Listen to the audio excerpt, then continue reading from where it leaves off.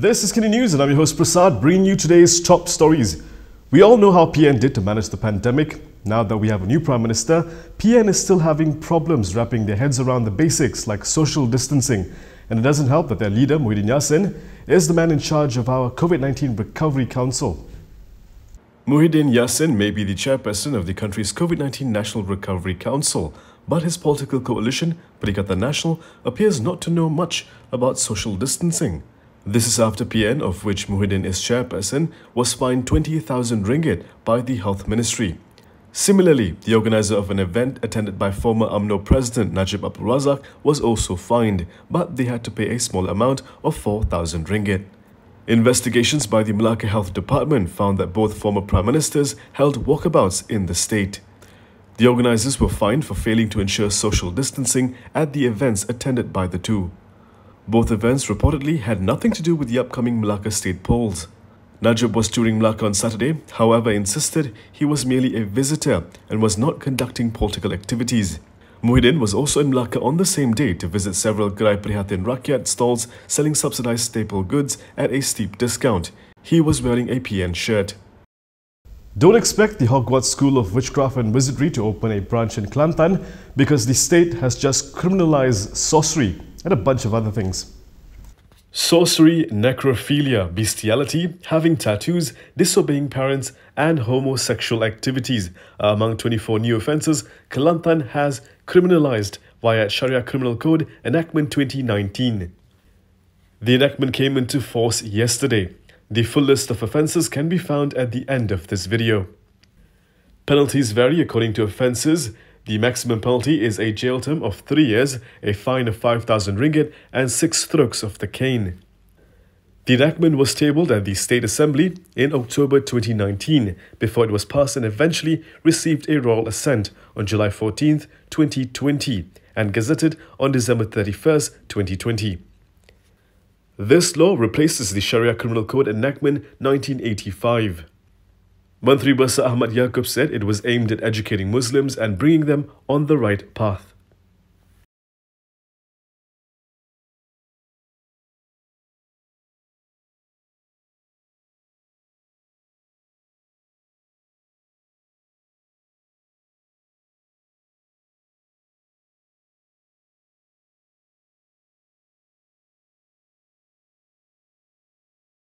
Anwar Ibrahim appears to be in favour of working with the two Amno defectors in Melaka, and he has an explanation as to why.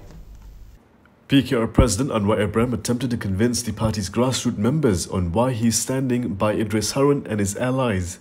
At a virtual party event last night, Anwar said Idris and 3 other assembly persons withdrew their support for the Bersatu Amno state government based on negotiations with Pakatan Harapan. Therefore, he said Harapan cannot abandon them when things did not go the way they wanted. Anwar said the negotiation led them to decide to pull their support for the state government in an understanding that they would not be betrayed or left behind afterwards. In a press conference 2 days ago, Anwar told reporters that Harapan is still open to cooperating with Idris Harun, Nur Azman Hassan and Nur Effendi Ahmad. He said this is because the trio were not part of the Sheraton move last year to oust Harapan from the federal government. Last night, Anwar told his party members that 2 of the assembly persons are still being considered. He did not mention any names specifically, but said they were originally from Amno. PKR's stand appears to be shared by Amanah, which leaves DAP in a very awkward position. PKR and Amanah's decision to continue to work with Idris Harun and another former Malacca Amno assembly person ahead of the upcoming state election is wrong, according to DAP. Party Secretary General Lim Guan Eng said the DAP Central Executive Committee had resolved last night to reject all 4 defectors. However, DAP found that it has only managed to convince its partners in Pakatan Harapan to reject 2. This is after PKR President Anwar Ibrahim said that they will still consider fielding 2 of the defectors in the Malacca polls. Lim said DAP had been outvoted on the matter by PKR and Amanah. He said because of this, they are compelled to abide by the majority decision in the interest of the coalition's unity. However, he added that this does not mean that such a majority decision previously made is correct. In a statement, he also said Harapan must not make the same mistake again by losing the moral high ground. Now we have a message from our sponsor. When we're back, we'll find out which logo PAS has decided to use in Malacca.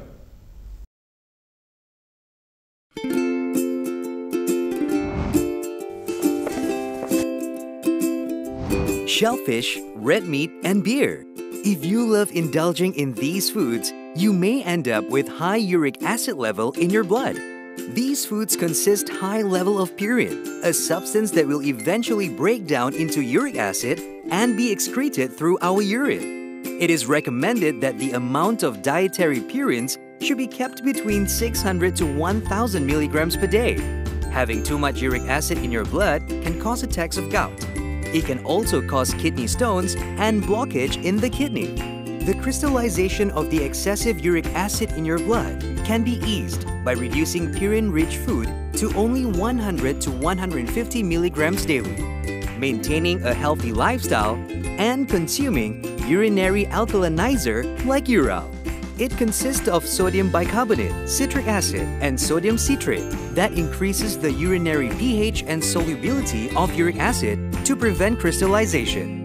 Best of all, it's lemon-flavored and sugar-free. Ural, effective urinary alkalinizer. Neutralize your uric acid problem now.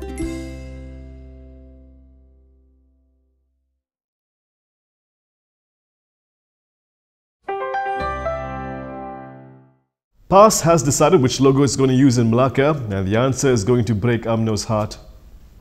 PAS President Abdul Hadi Awang announced that the Islamist Party will stick with the Perikatan Nasional logo in the Malacca state election. PN comprises Bersatu, PAS Gerakan, STAR and SAPP. However, the last two parties are Sabah-based and won't be involved in the Malacca polls. Amno will clash with Bersatu in the Malacca polls, but was still hopeful that PAS will eventually abandon PN in favour of a pact with Amno. Hadi's announcement, however, puts a massive dent to that plan. Some within PAS also favour cooperation with Amno over Bersatu, but none have openly criticised Hadi. With Amno and Bersatu set to clash in Malacca at the rate they're going, Azmin Ali wants everyone to know whose fault it was. Perikatan Nasional Election Director Muhammad Azmin Ali said people will judge those who have refused to cooperate with Bersatu in the Malacca state election. Azmin, who is also Bersatu Supreme Council member, said PN initiated talks on cooperation for the sake of the people and the interests of the state. Several Amno divisions in Malacca have ruled out any form of cooperation between Amno and Bersatu in the state polls. However, Azmin said PN is always prepared to negotiate the terms of their cooperation, especially with the parties that form the federal government. He stressed that time was not on their side and preparations must be made at the grassroots level. If you're a company making over 100 million ringgit, this next story is going to hurt a little, just a little.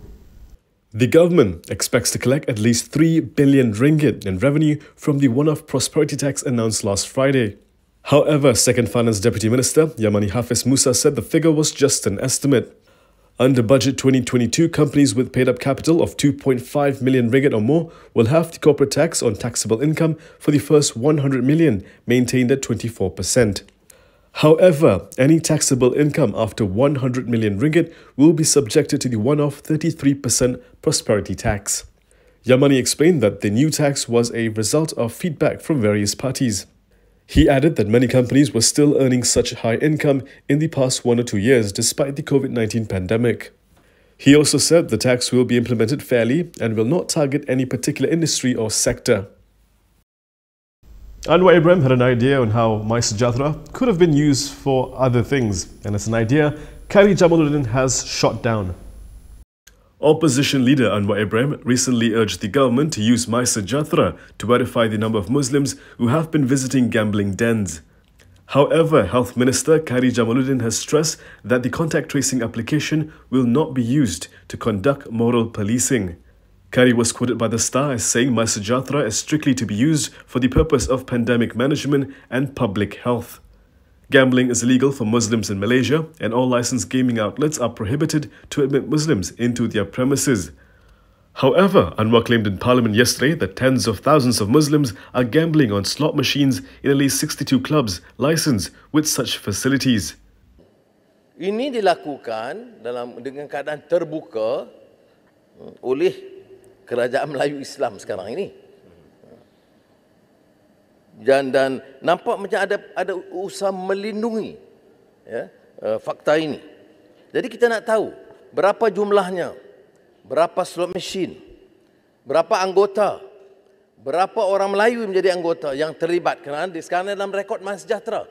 Jangan nafikan, kerana memang ada rekod MySajathra tentang orang Melayu yang terlibat dalam kes ini, dan ramai. He claimed that the number of Muslims with such membership had increased during the past 1.5 years, but did not provide evidence for his claim. And that is all from me today. For more stories, you can go to KiniTV.com. You can also follow us on Instagram, Twitter, YouTube and Facebook for the latest news updates. If you'd like to support independent media, do consider subscribing to MalaysiaKini.com. I'm Prasad. Thank you for watching.